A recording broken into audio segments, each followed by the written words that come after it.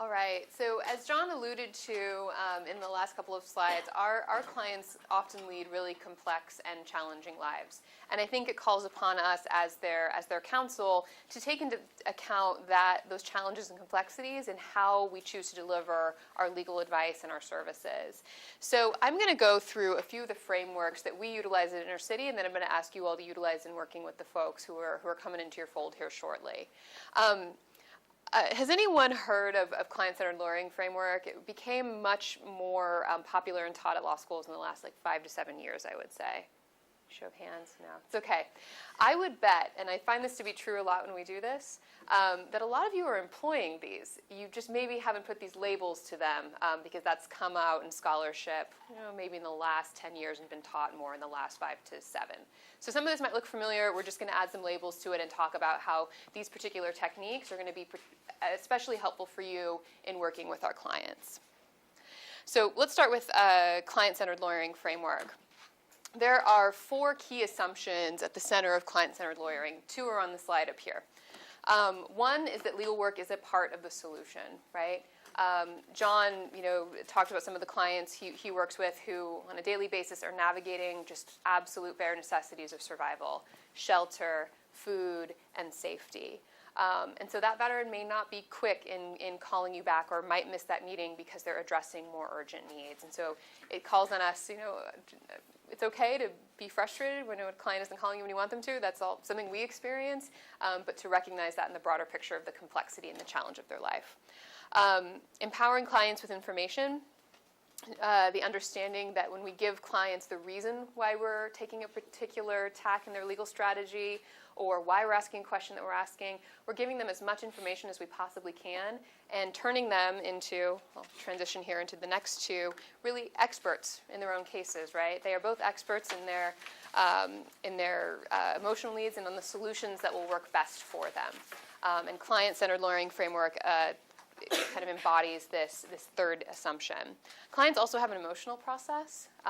Many of the people we work with have survived really severe and horrifying trauma.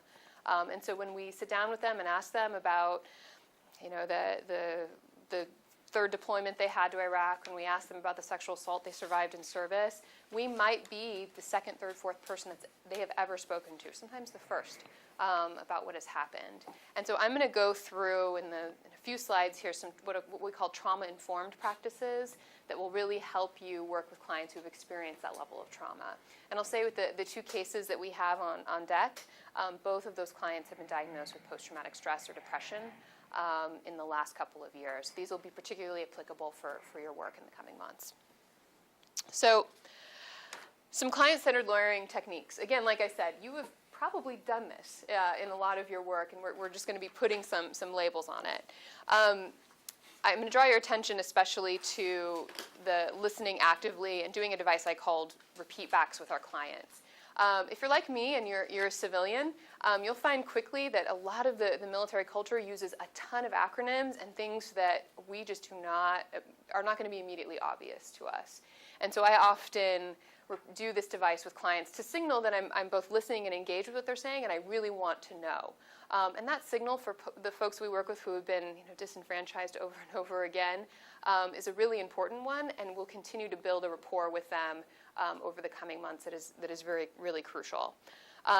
Clarifying questions, similar reason there. And you can see an incorporation in that example of the empowering clients with information tenet of client-centered lawyering. Here's why I'm asking you this. Here's why I'm having to ask you about this incredibly difficult experience you had in service.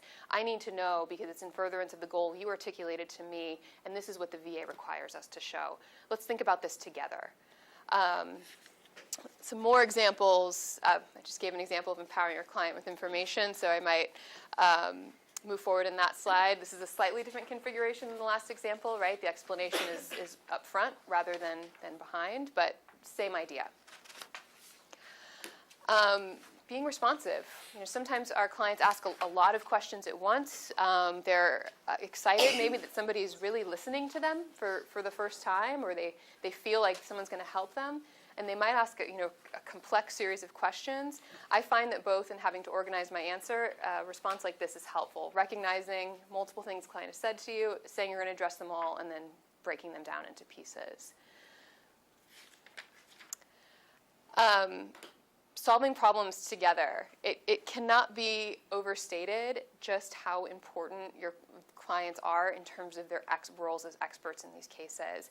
The number of times I have thought a case was just dead in the water based on the record that we had, only to discover, and after maybe a second or third conversation with a client, that there might have been another source when I talked to them really expressly about the problem that I see and asked them to help me solve it with them. I mean, that has revitalized many, many a case. Your client is really, beyond the military records, the best narrator of their time in service. And sometimes, too, in talking about these things, they start to remember if they're able to see their service records. I would just really encourage you to think of your clients not only as the person you're helping meet their legal goals, but also as an expert, particularly in these cases. So let's shift into some of those trauma-informed practices that I mentioned earlier. There's just a broad definition of what being trauma-informed means up here. This was borrowed from medical professionals, doctors, nurses, therapists who work with survivors of trauma. So the trauma-informed practicing is a bit newer to the legal realm of things, but we have found that it is really helpful devices to employ in working with our clients. So let's go through a few of those here. Some very common considerations in our work that we don't often think about as lawyers that might be impactful. So closing an office door. We do it to make sure these, maybe there's a loud hallway. We want to make sure that these conversations are kept confidential. But for many of our clients, that closing of the door might be, a trigger point, right? If they want to be able to see all the windows and exits in a room, as many of our clients with post-traumatic stress secondary to combat trauma do. The warning about possible disruptions and noise would also be an important consideration. Our offices, as we showed you, are on the corner of 7th and Central downtown, and it's right across the street from a large produce warehouse. There's a lot of trucks that go by and backfire in our offices, around our offices, make a loud noise. When I very, very first started this work, I had a veteran in my office, and a truck backfired, and he hit the ground.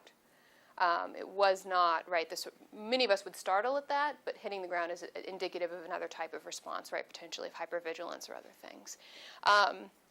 So I would encourage you in thinking about the meeting space where you're going with your veteran to maybe be conscientious of where it is. And the best thing you can do is just ask, are you comfortable here? I noticed there was some residual noise. Maybe we could go somewhere else. The last two on here, light and noise sensitivity, particularly pertain to folks who have traumatic brain injury. It has a lot to do with the common placement of those scarring on the brain that trigger severe light and noise sensitivity. So many of the veterans we work with who have this wear, I've never learned the real name of these, but I've always called them blue blockers, the very large anti-reflective glasses, and noise, sometimes even smell sensitivity, depending on where that injury is. Neither of the cases I think we have queued up for you tonight involve this, but cases in the future might. So I'm going to show you an excerpt that we ultimately included in a declaration in one of our cases and talk to you about some of the things I did when the client flagged this for me. So I was interviewing a client at a shelter, actually the John mentioned, that is for Iraq and Afghanistan veterans in Hollywood, and he said this to me. But prior to that, I had been watching him, and I was sitting like this in a room, kind of facing him, and there was a door behind me, and I noticed his eyes were flickering to that door fairly constantly, and this became out as the explanation as to why. So going forward with that veteran, I asked if he was comfortable where we met, and sometimes he was more comfortable meeting outside at a quiet park, where there wasn't sort of those entrances and exits. It was outside. We could hear birds. It was a bit more calming. Again, it was that question and the observation that I might need to be doing other things to make sure that person was comfortable in my presence, particularly as I might need to elicit information from them that is also about a traumatic event. So in the next slide, I'm going to ask you to look at another excerpt from a declaration with me. And if a client said something like this to you, where they struggled with memory, which is a very common symptom of post-traumatic stress, what are some of the considerations you might do with that client? Any ideas about what you might take into account in your representation of them? Throw it out. There's really no no wrong answers. Just giving some patience in waiting for a response, not giving them the sense like, I need an answer now. Mm-hmm. Just respecting the fact that they can't remember, and some of the stuff may start to come back, in a more relaxed interaction. That's great. So yeah, giving time and space, and not putting time pressure, on them to have the opportunity to remember, not making consequences maybe for them not remembering. That's great. Yeah. Maybe ask them if it's okay to record it on a tape recorder, their discussion. And then you could also play it back. It'd be one thing to take notes, but they're relying on you to take proper notes, and they have to trust you that you're actually relying, whereas if you actually recorded them, then later you can say, well, do you want to listen to this again? This was your own voice. And then they could hear their own voice. Sure, yeah, recording with their permission to see if it helps them remember what they've already shared. It's great. Yeah. See if they made statements before, or if there's other documents that they have where they've indicated a narrative of what happened. Yeah. Yeah, have them review other documents with you that might help trigger those memories. It's great. What I like in these responses is that you all are coming up with what we call multimodal learning learning tools, right? Having people view things in paper and on writing might be a different way that somebody's learning and processing information, and might help trigger memory. Giving them more time and space to develop those, right? We heard the audio recording. Those are all great ideas. So I think when somebody identifies as having a memory problem, or maybe some of the other things they might have, that sort of creative thinking is exactly what will be helpful to you in these cases. So a client getting frustrated with questions. This doesn't often happen, but it happens sometimes. And I've summarized up here a conversation that did happen between myself and a young woman I represented who served a couple tours, a couple deployments in Iraq. She had an MOS of cook. John again mentioned a similar problem to this earlier. And although she did see some pretty significant combat, the VA did not believe her based on her MOS and also her gender that she had seen any sort of combat. And so I asked her this question without maybe realizing fully that it could sound judgmental, right, or play on something that was already happening, right, where people were not believing her, and she was very offended given, the very honorable nature of her service, and understandably so. So I had to fall back on some of those tenets that we talked about earlier, explain why I needed to know this, explain that we would have a better chance, that I recognize the goal and I want to get you there, that's why I asked this, and then also creating space. Do you want to come back later? Can we try this again? I wish my response at the time had been this perfect, but for the purposes of this exercise, I want you to be able to see it. In working with survivors of sexual trauma, there's a few additional considerations that I want to highlight with you as well. Control and choice are especially important in our interactions with folks who are survivors of sexual trauma, as those two very things have been robbed from them in a very serious traumatic event in the past. So here's some sample script that gives a client space, kind of respecting that emotional process, and shares a little bit about why we need to know them. Something else to recognize on these types of cases, it's important to acknowledge emotion. I see that you're upset by the questions I've asked you. And the last one, which is it can be a bit counterintuitive. Oftentimes when somebody's showing emotion on our faces, right, it's very normal to want to reach forward and maybe touch their arm or provide some sort of physical comfort. But given the nature of the trauma, it's important that we not do that as attorneys. Okay? Great. So I'm going to make a few more notes here about veterans' cultural competency, and then we're going to stop it closer to the hour here for a quick break. How many? Can I get a show of hands? Is anyone here a veteran? Has anyone served in the military? Reserve. Okay. I'm going to assume. How many of you know somebody, have a family member, friend who served in the military? Yeah. Okay. Yeah. That is just about the response we get. When we ask that question in particular. It's almost a uniform experience. So when we talk about veterans' cultural competence, for civilians like me, I'm also a civilian, there's a few things that are important to keep in mind. this particular point more broadly, and a few others here.